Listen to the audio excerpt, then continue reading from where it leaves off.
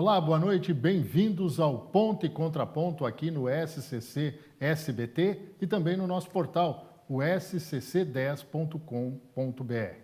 Hoje nós temos a honra de entrevistar uma pessoa que, como poucas no mundo, sintetiza uma história de sucesso.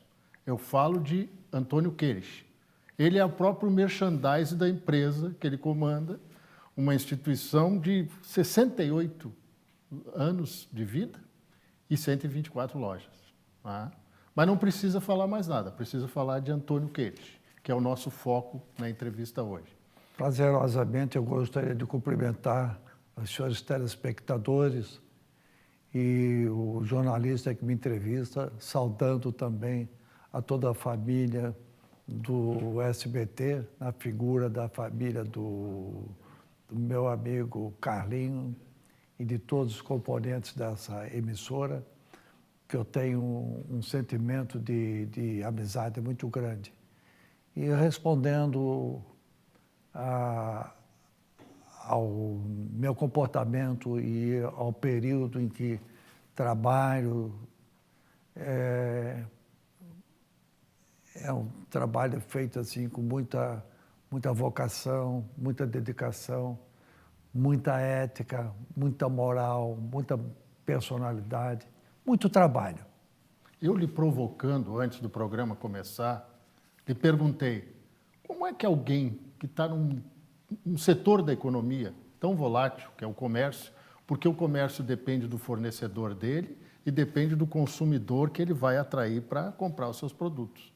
Nessa história de 68 anos, né, quase 7 décadas, mudou muito esse comportamento da empresa em relação à indústria e em relação ao cliente? Ela muda talvez até através... Eu iniciei minha existência, minha atividade através da bicicleta. A bicicleta eu fui para o automóvel, fui para o caminhão, então de uma forma gradativa até chegando aos tempos atuais. As coisas não vêm de uma maneira com a força total, de uma forma gradativa. Isso é a mesma coisa como a temperatura. Nós hoje estamos numa temperatura bastante fria. Anteontem, uma temperatura quente. Foi preciso que houvesse alguma mudança no próprio vento para que nós tivéssemos um declínio da temperatura. Assim também é na vida da gente. As coisas não acontecem de uma hora para outra, elas são mais ou menos programadas. E não tenho nada de dificuldade também para administrar ou exercer uma certa atividade. Se exerce com muita regularidade. Eugênio Raulino Queires. O que esse nome representa em história de vida, em exemplo, na sua e na vida de todos os catarinenses? Esse é realmente um grande exemplo. Eu digo sem medo nenhum de errar. Eu agradeço todos os dias. Em minhas orações eu não deixo de fazer a minha prece. Agradecer ao Senhor pela magnitude dos pais que me colocaram. Eu tive 2 pais maravilhosos. Meu pai, Eugênio Raulino Queires, e a minha mãe, Zita Altoff Queires. Todos os dias eu agradeço. Que bom ter sido filho dessas 2 criaturas. Isso é um exemplo que não vem só da história da família, também da atividade comercial, do armazém de secos e molhados até hoje. Esse caminho foi difícil de trilhar, senhor Antônio?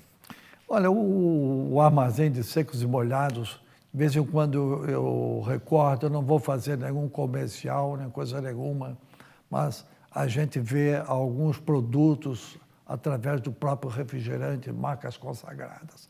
Eu lembro, inclusive, quando eu trabalhava no armazém do meu pai, da própria gasosa, que era tubaína. Tubaína. Eu vendia, então, a gasosa. Em uma determinada ocasião, eu servia também lá no armazém do meu pai um casal que estava tomando gasosa.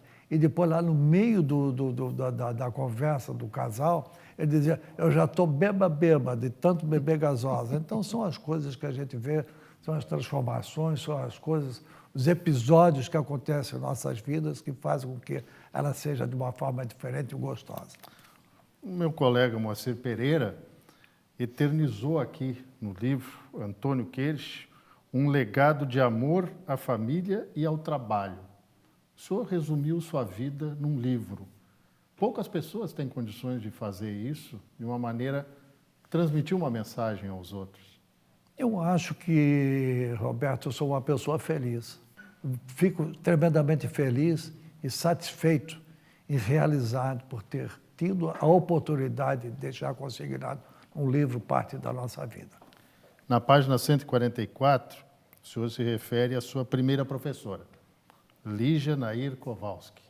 Tem uma história, tem a escola, tem tudo isso. O que dá para lembrar desse aqui? O senhor se lembra da sua primeira professora com muito carinho e também com aquela coisa da dedicação do aluno que aprendeu pelas mãos de uma profissional que passava muito mais do que simples ensinamentos. Né? Os fundamentos básicos, já naquela época, era uma pessoa que conseguia transmitir para o próprio aluno e, de acordo com a carência de cada um, eu me despertava. Os fundamentos principais da lei da oferta e da procura, dentro do meu pequeno conhecimento, já me fazia flagrante atender essa demanda da lei da oferta e da procura. Eu tenho muita saudade dessa professora. Para mim foi um grande encaminhamento. E, recentemente, tive o prazer de receber os seus parentes e com eles tomar um café e fazer a homenagem tão merecida para todos. O senhor está numa atividade da economia muito volátil. Se o dólar aumenta, tem reflexo no comércio. Se a inflação aumenta, tem reflexo no comércio. Se o nível de qualidade de vida das pessoas diminui, tem reflexo no comércio. Sobreviver esses 68 anos de atividade comercial é mais difícil quando a gente tem esse cenário econômico não tão perfeito assim na história brasileira? Quem passou pelos diversos planos econômicos, qualquer condição que se enfrente, é uma sabatina perfeitamente execuível e solucionável. Então, os diversos planos econômicos, nós hoje temos uma grande facilidade. Nós temos uma moeda estável. Nós estamos enfrentando inflação de apenas 4%. Nós já tivemos, inclusive, oportunidade de viver, vivenciar e ter que tocar as nossas atividades com inflação de quase 80% ao mês. Então, esse caso de uma inflação pequena é um hábito completamente execuível e que nos comporta, dá para a gente trabalhar e trabalhar bem, sem nenhuma dificuldade. O aprendizado diário faz com que a gente vença todas as etapas. Não existe dificuldade na vida.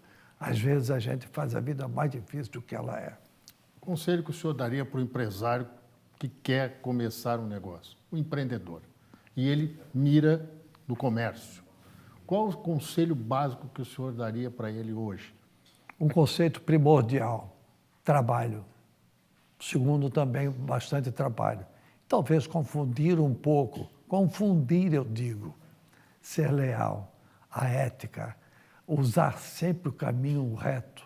Na hora da dúvida, em que você possa dizer, se eu me desviar um pouco à direita para ganhar mais 10, mas não vou ser leal, continue em frente e perca os 10, mas você terá um sucesso na sua própria vida, na sua própria existência, agilizando e ativando a sua própria atividade dentro de um conceito de lealdade.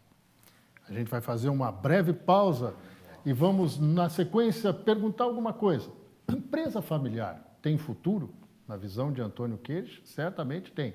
E também, o mundo que vivemos hoje, reforma tributária é mais importante do que prospectar novos clientes? Daqui a pouco, depois do intervalo, a gente já volta. Até já.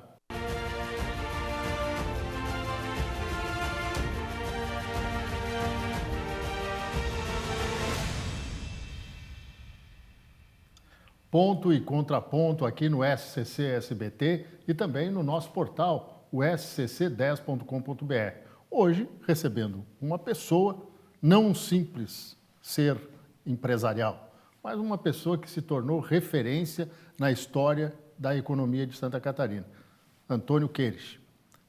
A gente estava falando antes, no final do bloco anterior, da questão da empresa familiar. Muita gente diz que a empresa familiar não suporta a segunda geração. O senhor é prova de que isso é o contrário. Está desenvolvendo, inclusive, novos integrantes da família para ir tocando o negócio. Sem esquecer que tem profissionais no mercado também para fazer isso. Mas a gente viu, principalmente no comércio, muitas empresas familiares não conseguiriam ir adiante. Qual é o segredo do sucesso do Queires? Empresa familiar, eu acho que é a mesma coisa.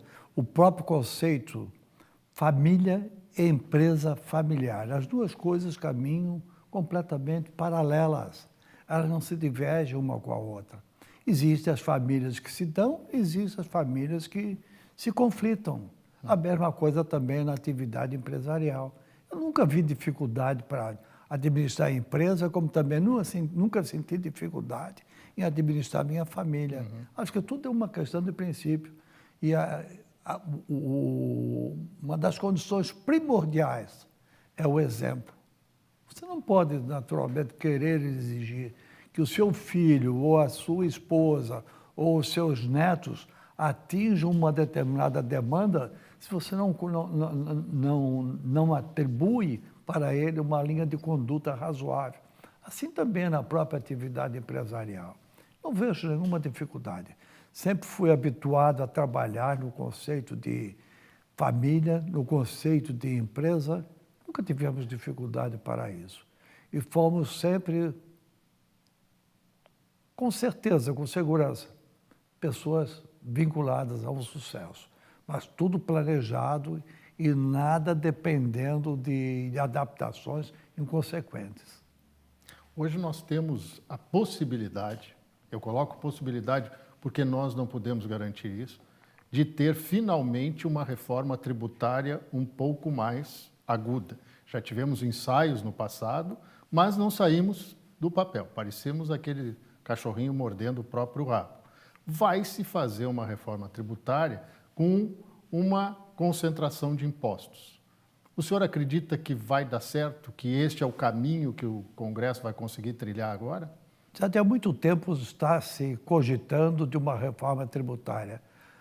Na qualidade de empresário que a gente pediria, simplesmente assim, não vejo dificuldade do pagamento do tributo. O tributo é uma obrigação, é uma necessidade, é uma carência, desde que ele venha revertido, inclusive, para o bem-estar de uma sociedade, de uma comunidade.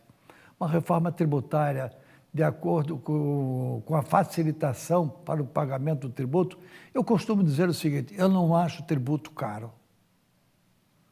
Tributo é injusto quando existem aqueles que pagam e aqueles que não pagam. Como eu sempre fui habituado a pagar o tributo, automaticamente eu não posso achar, porque eu busco o resultado e atribuo o meu resultado de acordo com todas as minhas despesas.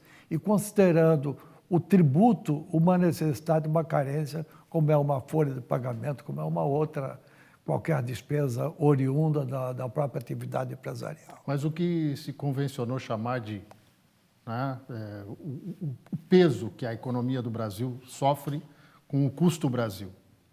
Vários impostos sobrepostos e também a questão da folha de pagamento muito onerosa. Isso não incomoda a vida do empresário? Eu não tenho dúvida nenhuma que incomoda, mas eu repito e continuo na minha assertiva, na minha afirmação. O tributo só é alto quando existem aqueles que pagam e aqueles que não pagam. E a dificuldade que se tem hoje realmente é a burocracia. Então, comenta-se a reforma tributária, ela virá com um determinado enxugamento das diversas tarefas, das diversas atribuições para que o imposto seja recolhido. Comenta-se talvez, eu vou falar talvez alguma coisa aqui, que contraria muitas pessoas. Eu era grandemente defensor à época, do imposto do cheque. Todos pagando, não tem imposto caro, gente. Eu defendo a tese de que o imposto só é caro quando existe aquele que paga e os outros que não pagam. Mas quando uma determinada formatação para que todos possam pagar, é todo um princípio fundamentado. Então, vamos supor, o IVA vem um determinado tributo que vai substituir uma cadeia de outros. Hoje, a grande dificuldade do empresário é simplesmente fazer como pagar o seu próprio imposto. Então, se tiver uma facilitação na reforma tributária, é tudo que se deseja, é tudo que se quer. Mas o senhor não pensa que hoje se debate tanto essa questão tributária, para encerrar esse assunto que nunca é bom, né? Mas o empresário é pouco ouvido na hora de definir essas questões. O senhor não acredita nisso? Eu acredito, eu preferia talvez, já esgotamos, quem sabe, essa situação do tributo, reforma tributária, outras coisas. Eu acho muito mais produtivo, mais eficiente fazer aplicação na pessoa humana. Eu sou gerador de emprego. Eu busco o meu resultado para, naturalmente, reaplicá-lo. E em benefício, inclusive, do que de uma coletividade, de uma comunidade. A ela que eu devo.